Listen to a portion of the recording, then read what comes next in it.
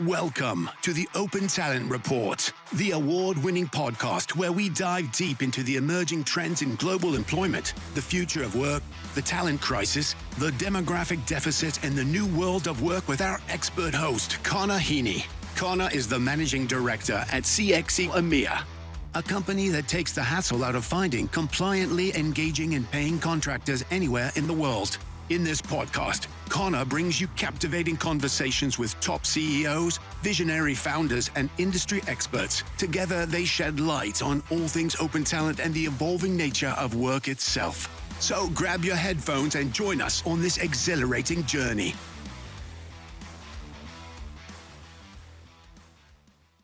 Hello and welcome to this week's show where I'm delighted to meet Tim Masson, who is the CEO and Chief Steward of Raise.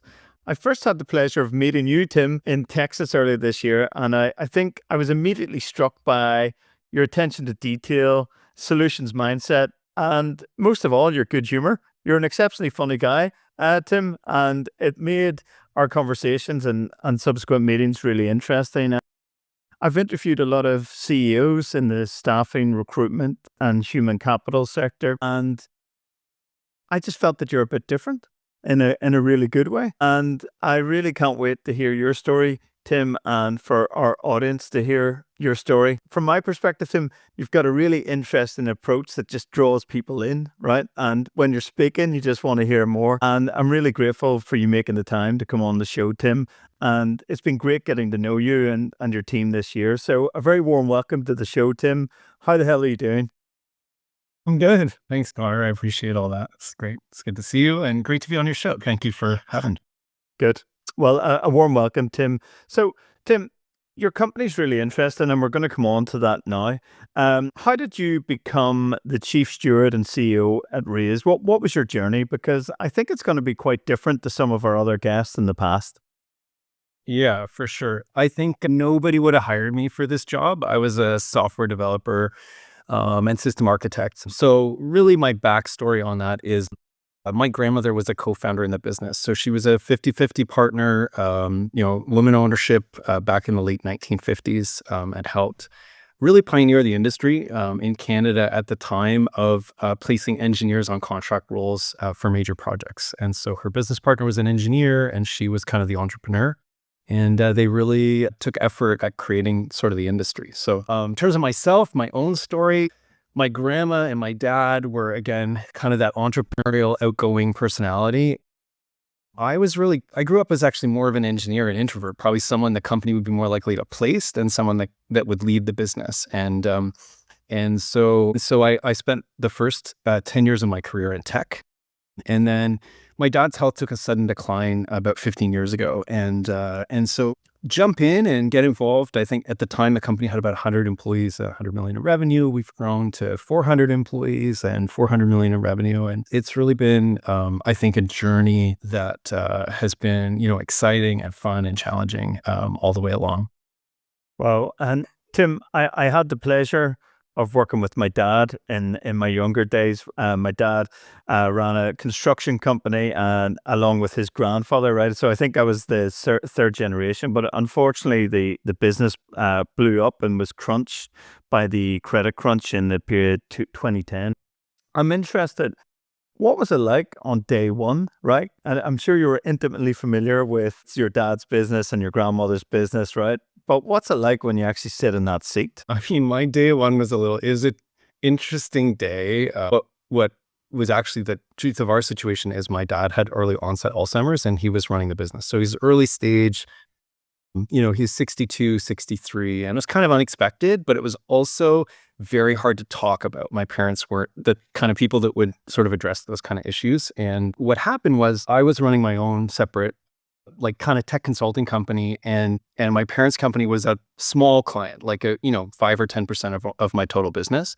But I was still around. I was doing projects, and staff at the company started coming and asking me, "Hey, your dad seems not well. Like, what are you going to do?" And I was like, "I don't work here. What are you going to do?" And at some point, I realized that there was kind of not another solution other than to me at least help my parents figure out how to exit the business or, continue to operate it. And so After probably 6 months reflection, I didn't think of myself as a staffing guy. So I thought, but I this is so silly, but I had been a camp director from the time I was like 19, 20 and leading teams of like 70 people. So I was like, I feel like I know how to do that part. And I was 32 at the time.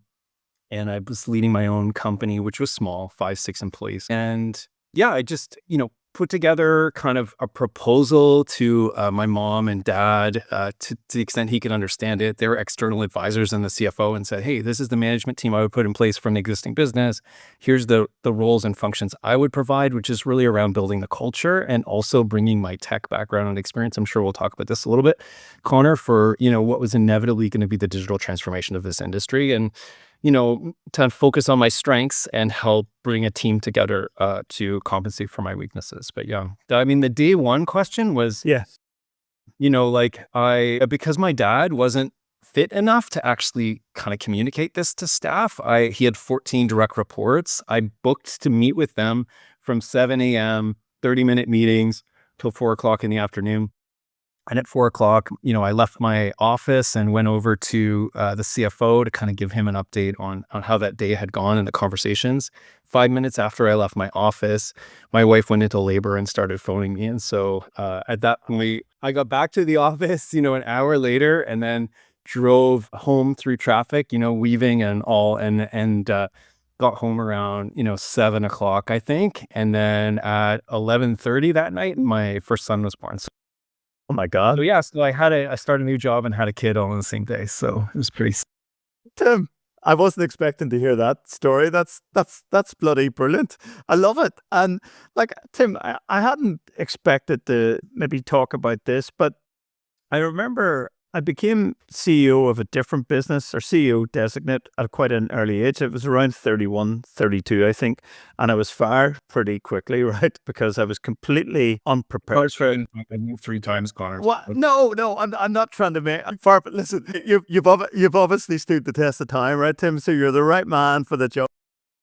Yeah, I think connection helps. Like, I don't know, I would have found a few times anyway. But I think one of my major feelings, if I can be completely self-critical, was I didn't understand numbers sufficiently well. And working with a really good CFO, if I had been working with a supportive CFO, I think potentially I could have made a success given more time. But my question really is, how important was that relationship with your then CFO, Tim, to really get you going? And do you believe that a good CFO and a CEO is like the perfect marriage, if such a thing exists?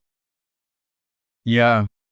Well, I think, Connor, having started, this is kind of seems silly, but I honestly try to encourage people to start their own business, like people that are, early days. And even if it's small, like I use QuickBooks and I learned how to manage my own balance sheet and my own P&L. So like that experience over my like 20s of running my own small company, billing, financing payroll, trying to so I was doing all that admin support for my own business and filing my own tax returns because I didn't want to pay someone else to do it, and looking up online, how do I do these things? I mean, as a coder, I was learning to code online anyway. So I was like, I can learn to file a tax return online. So I think that orientation of kind of growth mindset and learning was super helpful through my 20s.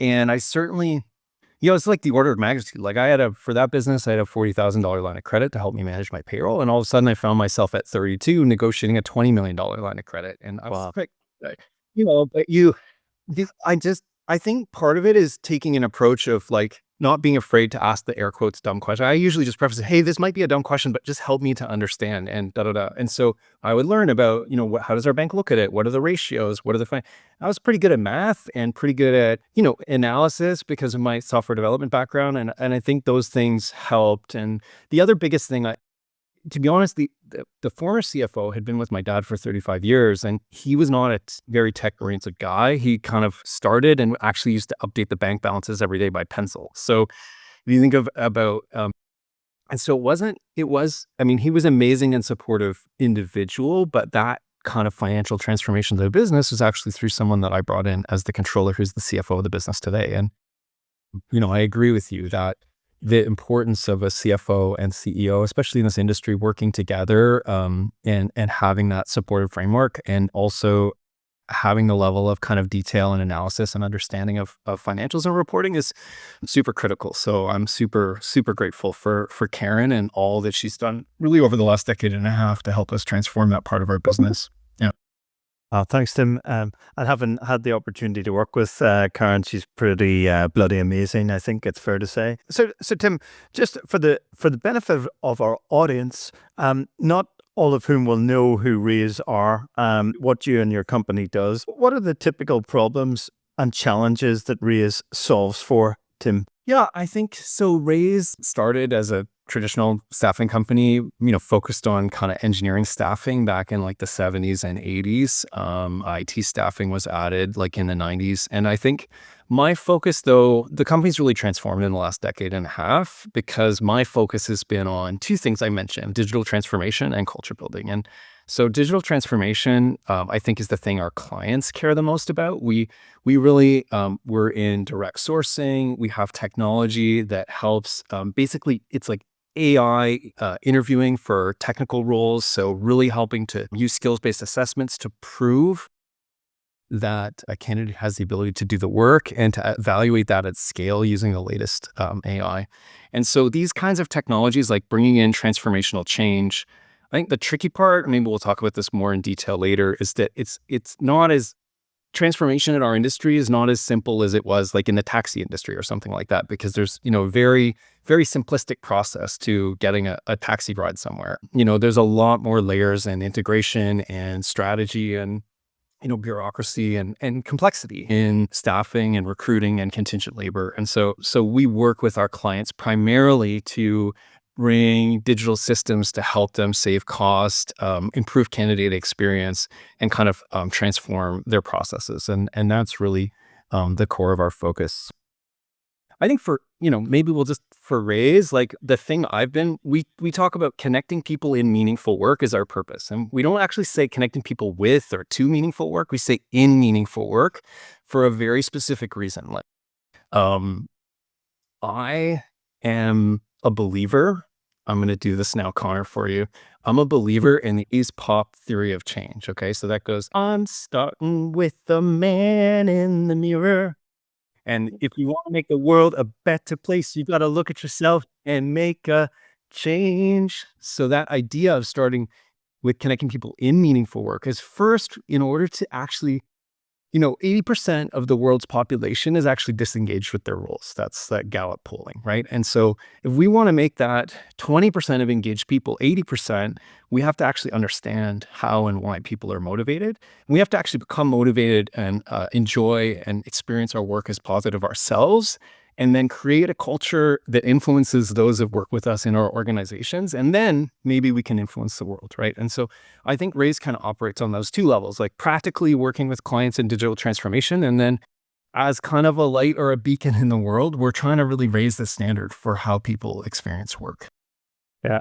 And Tim, a couple of takeaways there. One, I think this is a podcast first where we've had a really good song burst and lyric, but all credit to you, Tim. That was delightful. But two, I love that meaningful work element of what you've just discussed, because for me, business shouldn't just be about business. It should be about doing the right thing and actually making a difference. And I think oftentimes when you're just looking at P&Ls, numbers, budgets, forecasts, it gets lost in terms of what we're about in this sector, which is helping people get jobs and get jobs that matter to them, right? And I think that's really cool, actually, Tim, what you guys are doing. And the other thing that I really wanted to delve into, which I think is exceptional in terms of your organization, Tim, as I understand it, you guys are unique in that you're a self-managed company, right? And I'm really keen to understand what that looks like. What was the rationale behind it?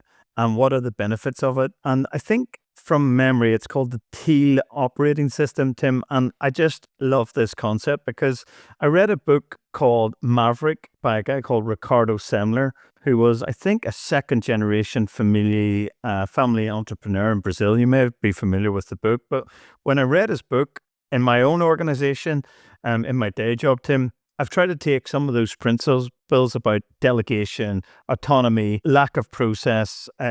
Process is important, but process not for process's sake, right?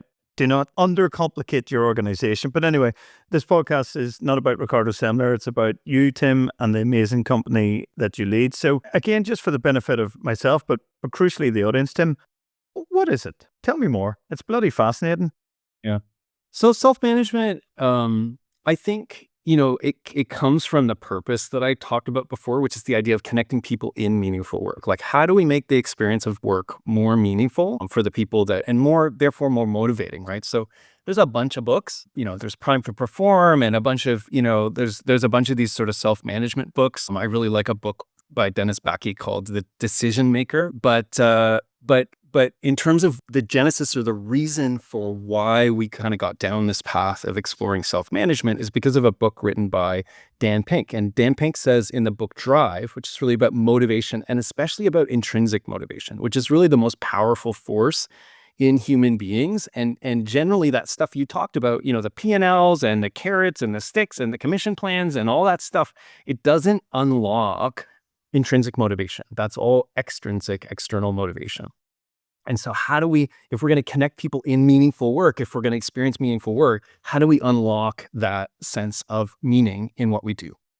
Dan Pink says, in order to experience that, you need autonomy, mastery, and purpose, right? And so if I take I'm going to take mastery. Mastery, every company for the last 100 years has expected and encouraged mastery in its employees, like specialization and becoming great at what we do. And so that's a huge part. Experiencing the work itself as something you're competent at and really excel at is a really key part of motivation. But it's not unique or unusual in modern organizations, right? Next, we go to purpose, right? So this is something that let's say, I think Steve Jobs with some of his commercials and these, we're the crazy ones and we're like the innovators, he started to tap into you feel the chills and you get inspired when you watch an Apple commercial from that era. And I think some companies actually came out as like B Corps or Green Grands or different, to really kind of create that inspiration around the purpose of the company.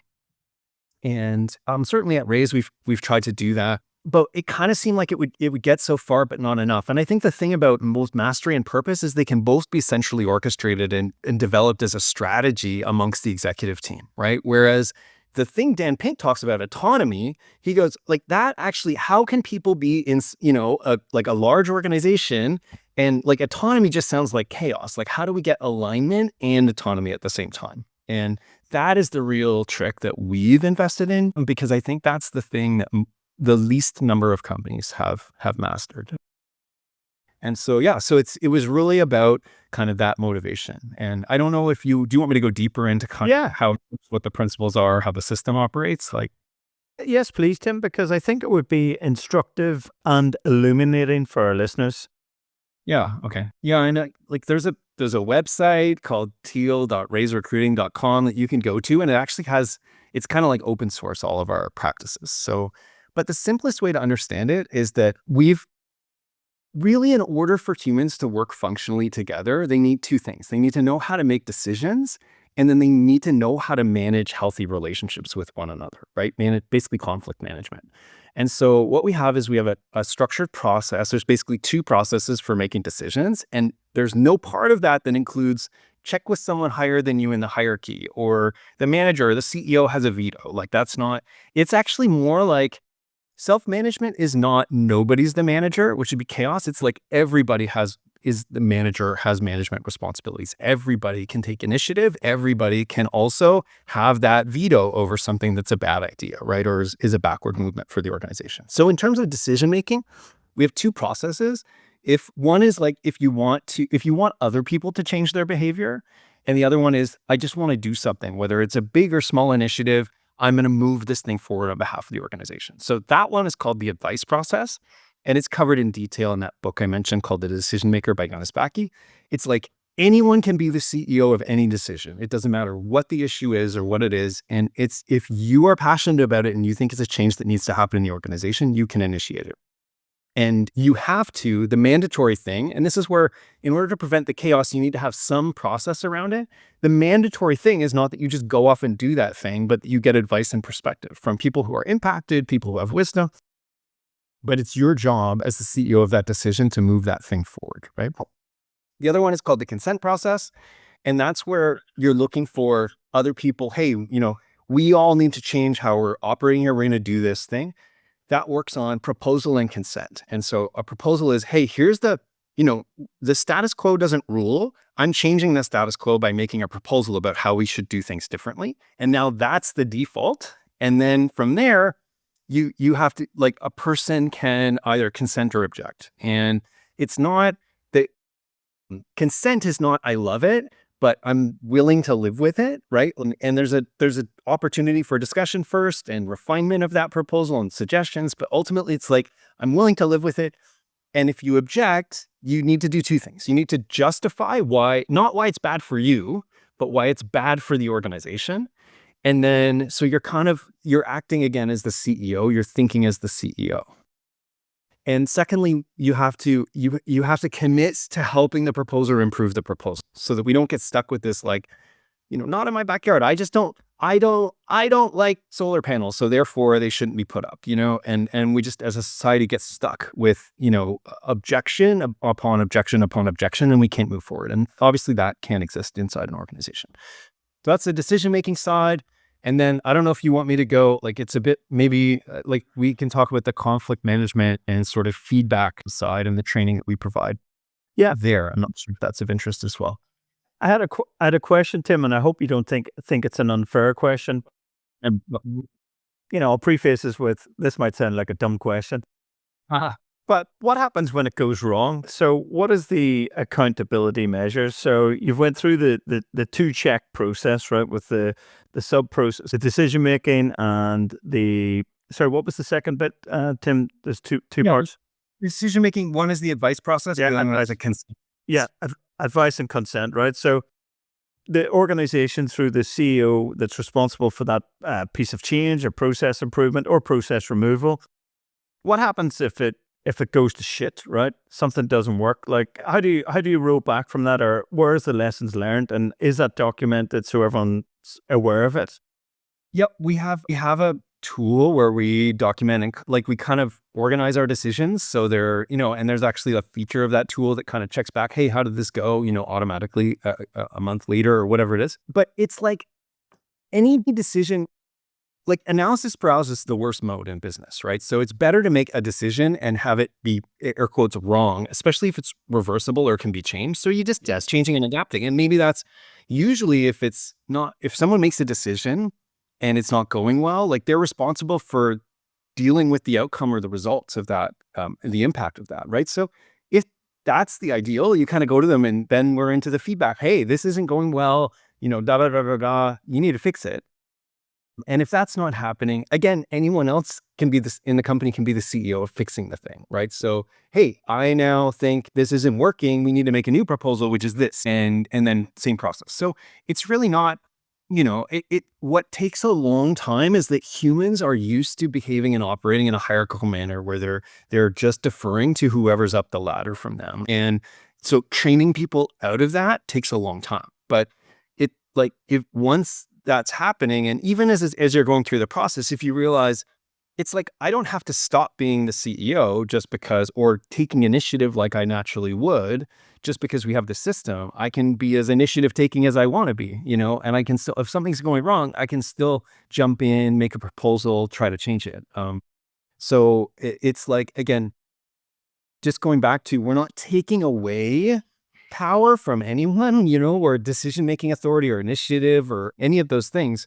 We're just giving it to everyone in order to, and I think our clients experience this. Like, why I never experienced anything like the Raise team. Like, I can't believe how engaged everyone is, and that everyone's trying to, tackle my issue or solve my issue. And, like, I get a completely different feeling or experience from the Raise team. It's like, we've been trained for a decade to all think and act like the CEO of the company, right? So that's the impact.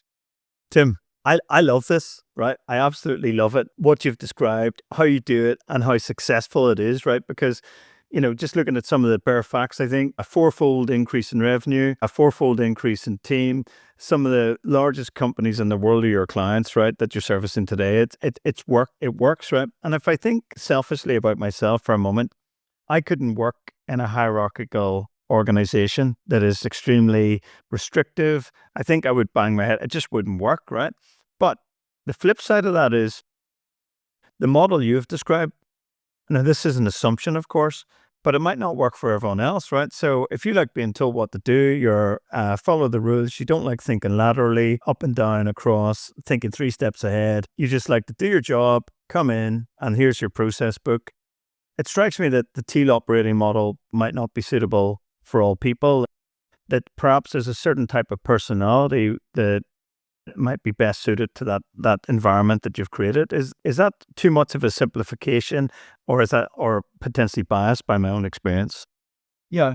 I think there's a couple of things there. Like, one is, I think that I think a culture is a part of strategy. And so if you have a strategy that you're going to have a broadly engaged, people that are working across the business, and it's going to be very decentrally distributed in terms of initiative, and that's positive and impactful, creates good results for your clients, then you invest in, this kind of transformation. If it's you attract and repel the people that's I think a great culture is like a magnet. It's the people that you're going to attract, and it actually repels the people that are, I think across our industry, when I look at different strategies, there's a lot of different, what I hate is like the lukewarm, muddy middle. We're just kind of going along. We're just doing the default. Like, I think there's companies that have completely opposite, strategies that are super successful. And I think it's, I think you build your culture around like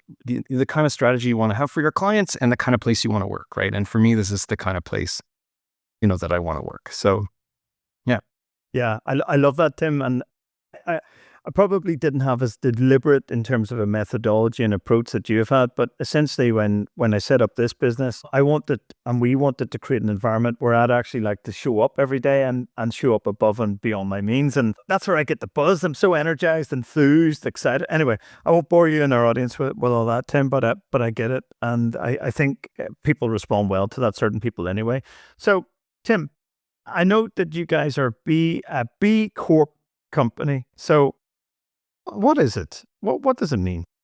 Yeah, I mean, certified B Corps have actually been around for about probably 15 years. And it's really a third-party certification that tries to look rigorously at not just, it's easy to manage and measure, back to that CFO conversation, the financial performance of a business, right? But what's the social performance of a business?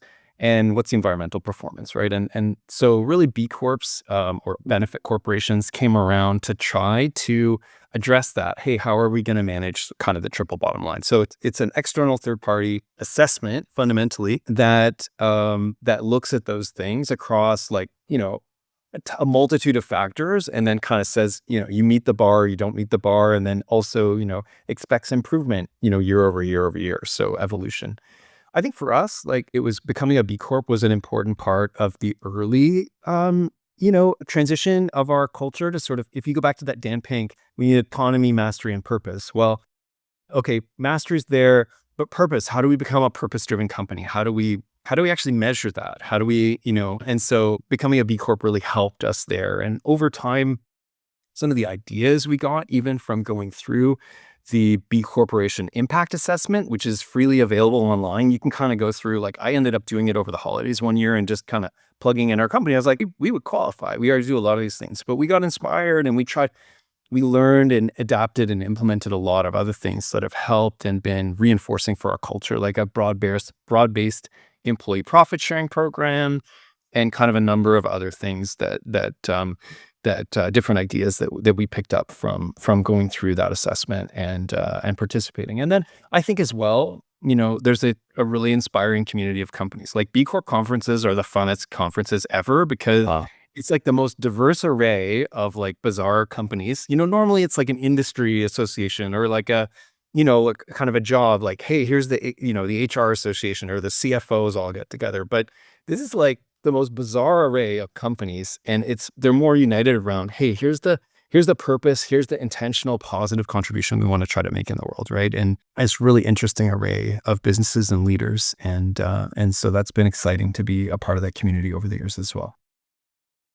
This is one of the many reasons, Tim, I love doing the show and speaking to CEOs and leaders like you, that actually doing the right thing and running a successful and profitable business aren't mutually exclusive, but they can actually go hand in hand, and they can really make a difference to the world. And I love your ethos, Tim, your curiosity, but also your sense of purpose and doing the right thing. It's really inspiring, actually, and I love listening to it, I have to say. So, Tim, I just want to look at direct sourcing and also staffing companies. So, there's been so much hype, particularly in the Europe, let's say over the last 10 years, and particularly over the last 5 years, and even more so over the last 2 years, that essentially direct sourcing is the best thing since sliced bread. I'm not sure if you have that phraseology in Canada or USA, but in short, they're saying it's bloody brilliant. It's going to solve all the problems.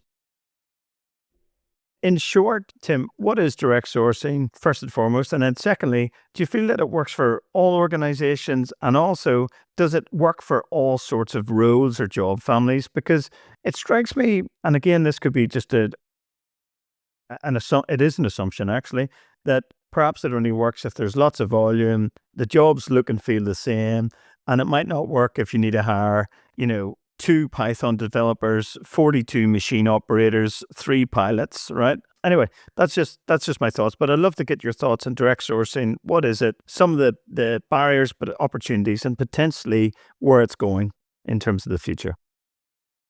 Yeah. Well, I think direct sourcing it's a process innovation on a process for acquiring kind of contingent labor and talent that is relatively broken and is a bad experience for candidates, right?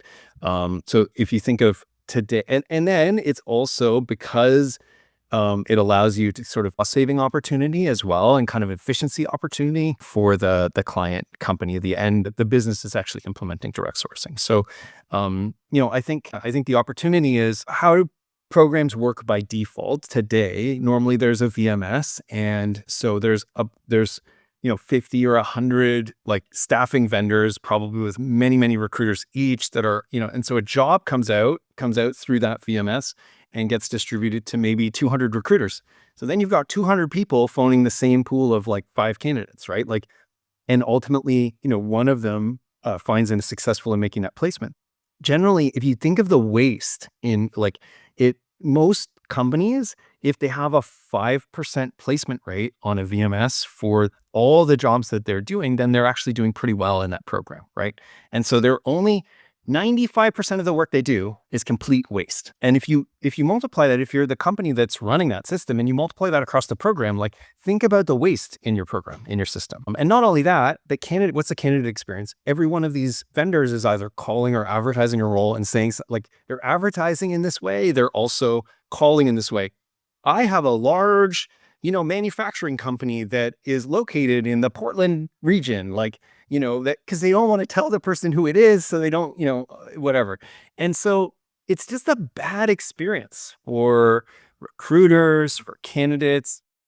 And ultimately, this waste ends up costing the client. And so I think really direct sourcing is just saying, okay, and to Connor, I think to your point, will direct sourcing fill every single role in a program? No. But does it make sense to say, use the 80-20 rule or the 40-60 rule or whatever it is, but say, hey, that we as a corporation, just like we do an internal TA, we could set up a database where engaged candidates indicate to us that they are interested in working with us in contingent roles, right? Contract roles or temporary roles. So they sign up, they fill out the form, and then they work with, instead of a recruiter, because it's not working on active roles, it's a curator who's saying, hey, I'm going to organize and make sure all of these different individuals who are interested in these jobs are kind of pooled according to the roles that company usually has. And if we have a certain number of people in a pool, especially because these people are working, temporary contracts, they always need a new contract. And we have their phone in there so we can text them again with their permission. It's like, now, okay, that role comes out and you've got a list of 40 people that are already like, hey, I'm interested in that. So we text them, the ones that are available can immediately be connected through, right? And I think it's just that simple. That how is this better for the candidate? Like, they're able to kind of sign up for the direct sourcing, database of the clients. And honestly, the client database that they're signing up to is now, rather than a generic staffing company database with this, we're working for a, manufacturing this, it's now, hey, I'm signing up for this company logo and I want to work for them on a contingent worker basis, right? And yeah, it's often facilitated or managed. So the program is facilitated or managed. The employer of record services are provided by, a company, a third-party company like Raise or like CXC Global. But the facilitation of that database is often provided by a third-party company, again, to keep it kind of arm's length to keep it different from full-time hiring or, the normal talent acquisition department of the firm. But, it's like creating some of that experience for contingent workers and making it fast and efficient for them. And now, if you're the company, you really have one source that you're going to first.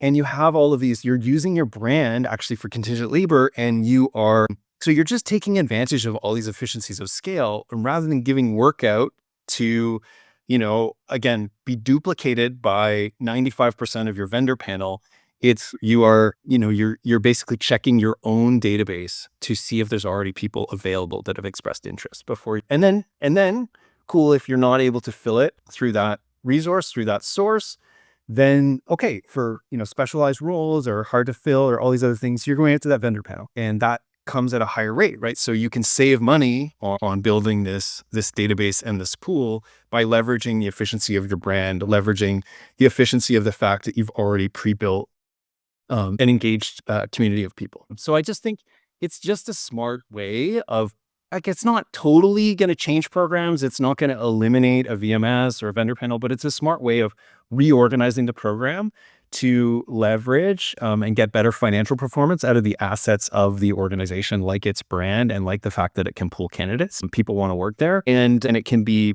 sort of efficiently facilitated by a third party like Raise or like CXC.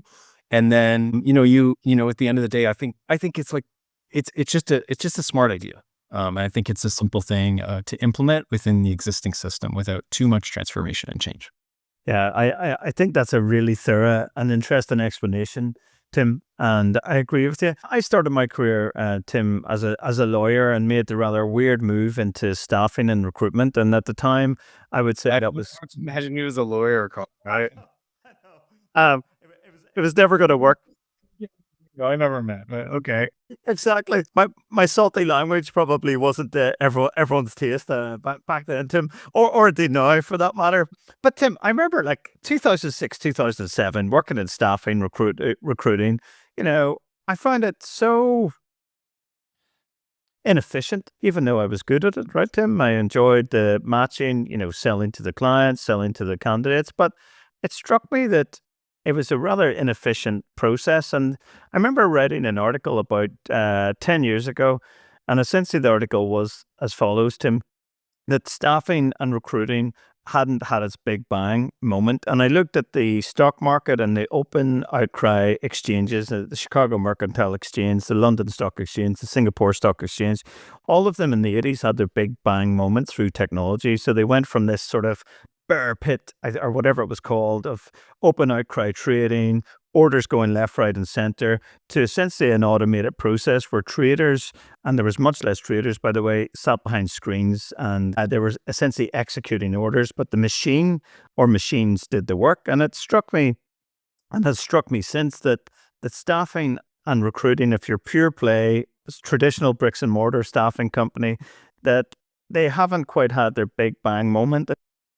From my perspective, it strikes me that the sector generally is ripe for disintermediation, not just through direct sourcing, but also through technology. And my question really is this, Tim, would you agree with that staffing companies are ripe for disintermediation? And what is your future outlook for the sector? I think it's obvious to everyone that change is accelerating. And so, I think it's about being adaptive.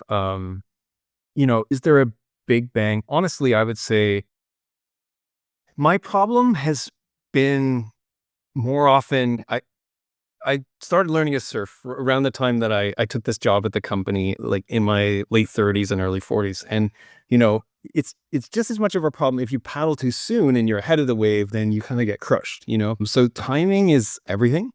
And I've tended to be too early rather than too late and make a lot of investments that haven't paid off and tried to try to be ahead of the market. I follow, a lot of these people that like in Silicon Valley that are like, trying to say, hey, our mindset, our traditional sort of evolutionary mindset is kind of linear and kind of it projects on a linear basis into the future. And we don't see that because of exponentials that change is happening, at this like accelerating curve, right? And so it's very, very hard for us to project or predict the future because we just don't even see these transformational things that are able to come. So I think, the hard part is when you're like with an exponential is that it's actually like on the early part of the curve, it's actually flatter or slower than the linear part of the curve. You know what I mean? So figuring out exactly when and what things and, did taxi companies know that Uber was going to, like, they couldn't see that at all, right? And for the first many years I heard about it, I'm like, it's kind of a sidebar thing. And then bam, like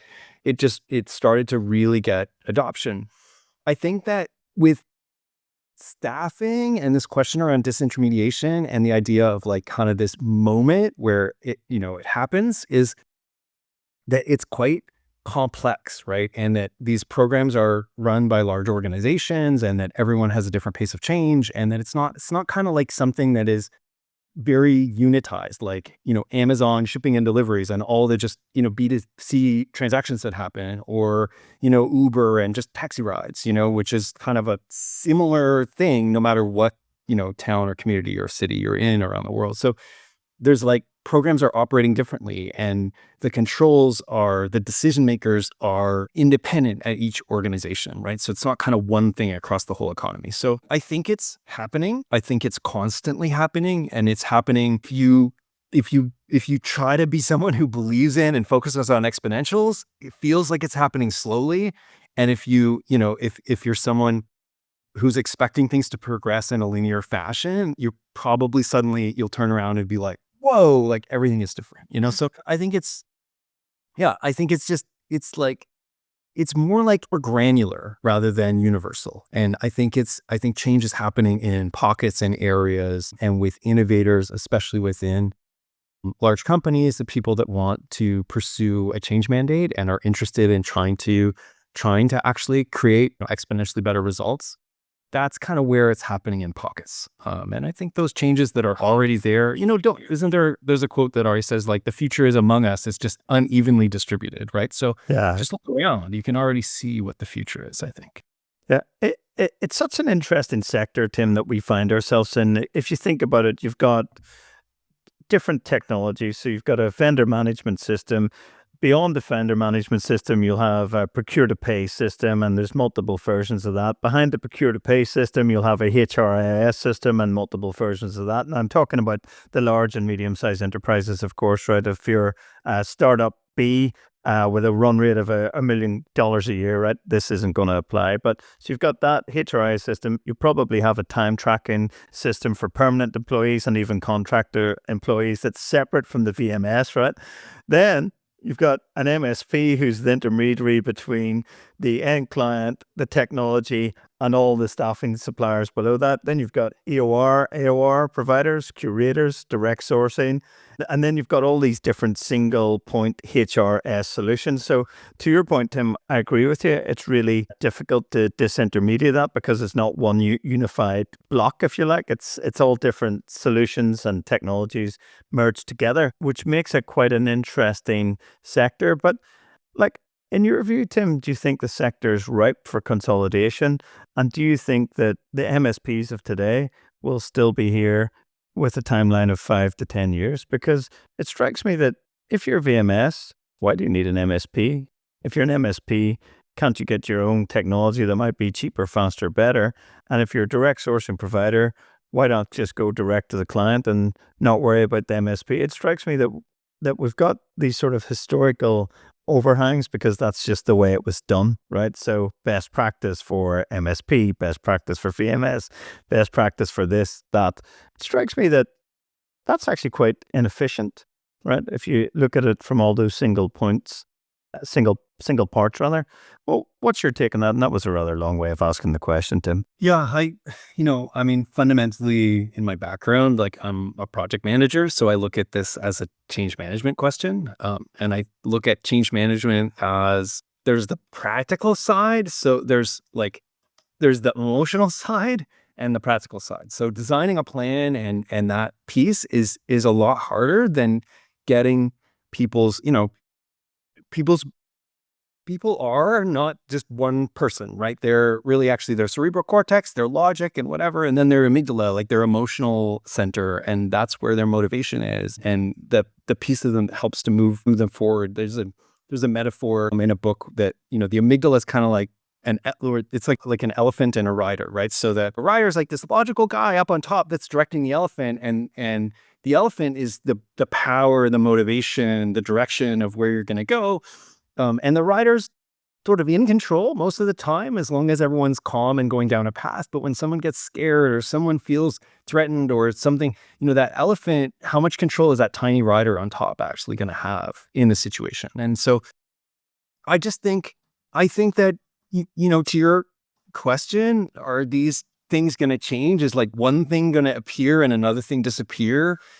I don't think it's like that as much. I think it's like, there's herds of elephants, amygdalas, like humans all across the industry that have different motivations, different fears, different challenges, and they're constantly making, decisions that impact whether change can occur or not, whether it's encouraged and welcomed or whether it's blocked. Every one of those changes has friction associated with it. And so I think if you look back, if you want to look at the past to help you tell the future, I think it took 2 decades for VMSs and MSPs to kind of become the default standard really across the industry, or at least a decade and a half. And so, if there's a change, like I just think that so much of it is happening and it's not that there's not fast growing providers that have totally different solutions that are making a dent in certain areas. There are those. But for us to look back and say, well, now the industry is efficient because it's consolidated around this set of services and technologies in a way that it currently has today around VMS and MSP, I think that might take kind of a decade or two, even if the technology and the processes already exist today. And so, and I think that's because humans are still slow in terms of the change management side when there's a system that's complex, like the system you described, as opposed to a system that's simple, like giving taxi rides. And so I don't know, I also, I like to be honest, like I don't know the future I don't know the future any better than anyone else. And I think, so it's more about day to day, how do we sense what's happening? How do we respond? How are we responsive to the specific people and clients we're serving, and what do they want to try to do, and how do we help them implement their goals? I think that's where I try to focus, as opposed to, I don't know where's the grand plan going to go? Like, it's hard for me. We need to get working on that, Tim. I think that's the next action out of today's show. So Tim, one of the things that we've discussed in this show a lot, and again, I appreciate you're not a soothsayer or a futurist, but it strikes me that from our conversations that you like logic and you like exponential growth, as do I. So if we look at artificial intelligence and artificial general intelligence, by some estimates, the power of artificial intelligence is growing daily on an exponential basis, right? The amount of data that is currently processed, the amount of data that's created has risen fourfold in the last 4 years and is due to grow by 32 times in the next 3 years. And then beyond that, we're in zettabytes or zerobytes, I can't pronounce it correctly, territory. And then you've got the cost of labor, which has been increasing steadily in all Western labor markets since the period 2017. This is borne out by the Eurostat statistics and the CSO statistics here in Ireland, where I'm based this week. So, but also, if you look at technology, the cost of technology is plummeting like a stone, Tim. So you've got this point whereby the cost of labor is on this increasing march upwards, but the cost of technology is decreasing. So, for example, the cost of a television 30 years ago is decreased by 97% if you look at it today, right? The cost of a computer is 99.95% cheaper than it was 25 years ago, right? And the cost of introducing an AI agent has reduced by roughly tenfold in the last 3 years, right? So you've got all these sort of mad statistics, right, which is quite interesting in and of itself. And then you've got organizations like the World Economic Forum in their latest job forecast relating to artificial intelligence published a couple of weeks ago.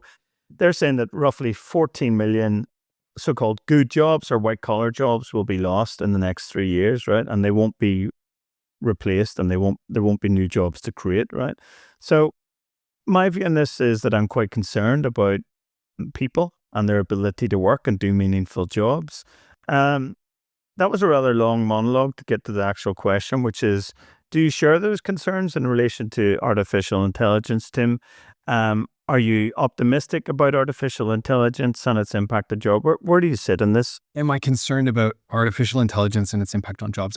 I just look at it just seems to me in terms of patterns that, I don't know, if we went back 100 years ago, the economy was dominated by agricultural workers. You know what I mean? And I think we could have had the same conversation. Or, I remember seeing some study that 100 years ago, the largest problem in New York City, 120 years ago, I guess, was horse manure piling up. And it was like, this is an impossible problem to solve. How are we going to solve it? And then, the car was invented, and literally within a decade or two, that problem had disappeared. And so, I think this idea that job losses, the economy, if we think back over the last couple of decades, just technology, forget about AI, but technology anyway, how many of us, you travel a lot, Connor, when you travel, do you go to the counter to request your boarding pass? You don't. And so whose job was that? And now where does that job exist today? The economy's found a way. Unemployment is at its lowest level. And so I do think that I think that the human brain is wired for negativity. It has a next response, I think, to negativity and fear as a motivator than it does in terms of, opportunity and optimism, right? And I know even myself, honestly, I get way more motivated when I'm scared about something. I'm way more active than when it's going kind of okay or good enough. And I'm like, oh, I could reach to the next level. Well, why do I really need to, And so I think our brains are giving us those signals when it comes to looking at AI. I get it, 14 million jobs. And how are those jobs going to get redistributed? What new opportunities? If I think about my own career as a software developer, it was so limited even 20 years ago, what we were thinking about trying to tackle. It was not a sexy career. Nobody was all excited about it. It wasn't the hottest thing. There was no rock star software developers or CEOs of tech companies. And it was just a job. And, now you look at it, everyone has the opportunity to create an app, create content, create this, create that. My kid is all again, this is not even shocking, but we're just watching, my kid has gotten into gourmet cooking, as a 14-year-old, because of YouTube. I thought he was wasting his time. And then all of a sudden he starts going in the kitchen, and he's honestly one of the best chefs that, and we have in a family of people that are interested in culinary, right? So and he's just developed that all on his own. So I think that this stuff ultimately is going to be emotional and hard, is going to trigger all of our amygdalas. It's going to get us all upset. But I think it's going to actually help us ultimately to evolve what we spend our time doing and to do more meaningful work. How meaningful was that job, standing behind the checkout counter, giving out boarding passes, right? Here's this thing, check this document. It's just so much easier to and somebody still has part of that job, but probably 5 times less than what we used to have. And so I just think it's going to evolve. I think that people will find productive things to do with their time and effort and energy, and things maybe that they're a little more inspired about. And maybe we are going to need, they talk about universal basic income and all these things. Maybe we'll need some kind of new evolved economic policy, especially if, I read Ray Kurzweil and went to Singularity University. Yes.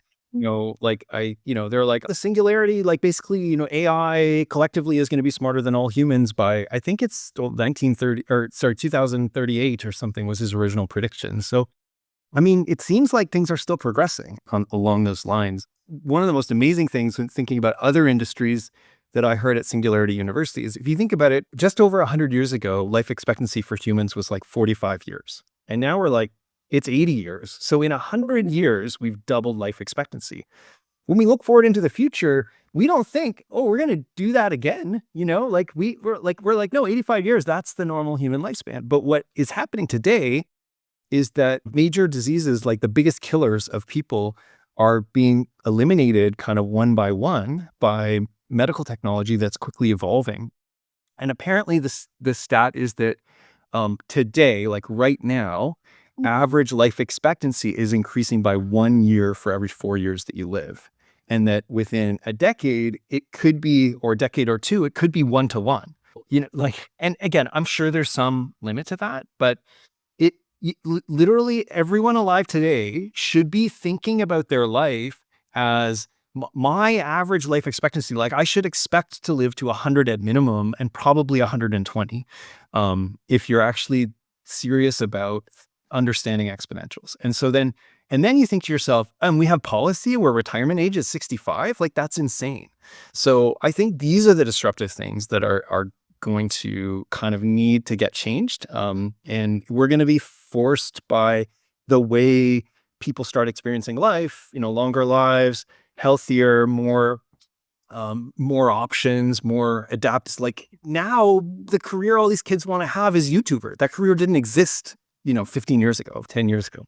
And so what are these new careers that will open up because AI is taking away some of these, more basic jobs? It's probably good that you decided to get out of the legal profession. I'll say that.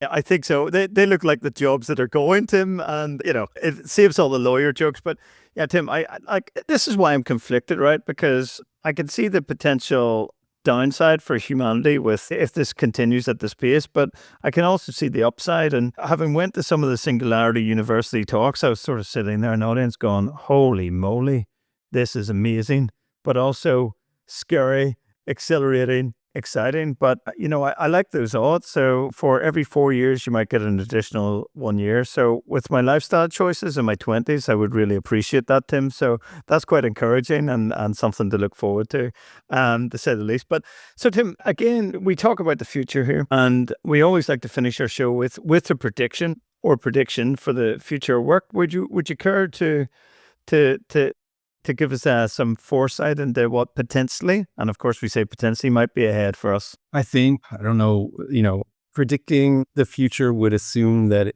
the future is uniform and it's going to be experienced the same way by everyone. So I'm not going to take you on that, but I could take you on the question, what do I hope for? Yes.